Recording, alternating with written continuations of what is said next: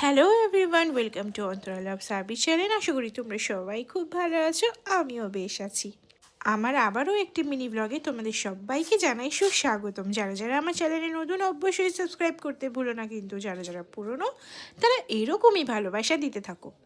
দিনটা আজকে আমাদের জন্য ভীষণই স্পেশাল, মানে তোমাদের দাদা আর আমার জন্য, তার থেকেও ভেরি স্পেশাল আবিরের জন্য। আর তার থেকেও বেশি খুশি হচ্ছে উপর থেকে আমার মা। তার খুবই ইচ্ছে ছিল আবিরকে যাতে আমরা ক্রিকেটে ভর্তি করাই, আর আজকে সেটাই ফুলফিল করতে তোমাদের দাদা আর আমি চলে এসেছিলাম ধর্মতলা সাইডে আবিরের জন্য পুরো ক্রিকেটের যে প্যাকেজটা হয় আর কি সেটা নিতে। বাট এটা যে নিতে আসা হবে সেটা আমিই জানতাম না, আমি তো সারপ্রাইজড। কারণ আমি বেরিয়েছিলাম সকালের একটা কাজে হসপিটালে আবিরের ইউটিআই কার্ডের জন্য। দেন ওখান থেকে তোমাদের দাদা বললো চলো ধর্মতলা ঘুরে আসি, তোমার ঘুরতে ইচ্ছা করছে না? তো ঘুরতে এসে দেখি এই কাণ্ড। এবার আবিরকে বাড়িতে এসে সারপ্রাইজটা দেওয়া মাত্র আবির একটু ঢংসং করছিল, ওর হাতে লেগেছে, বাট ও ভীষণ খুশি হয়েছে। আবিরেরও খুব ইচ্ছা ছিল ক্রিকেটে ভর্তি হবে, বাট ইচ্ছাটা থাকলেই হবে না, তোমাকে সেটা প্যাশন বানাতে হবে। তোমার মোটিভেশন, তোমার এইম সব কিছু আসবে, তবে গিয়েই তুমি সেটা সাকসেস পাবে। আর এই দিনটারই অপেক্ষা করছিলাম, আবির কবে নিজে থেকে বলবে আমি ক্রিকেট খেলবো বা আমি ক্রিকেট খেলতে চাই। সো যেই বলা সেই কাজ।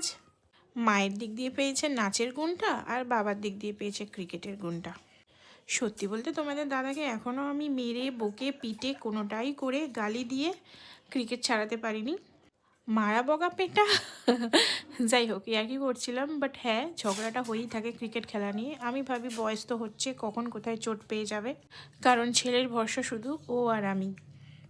সো আমাদের তো ঠিক থাকতেই হবে।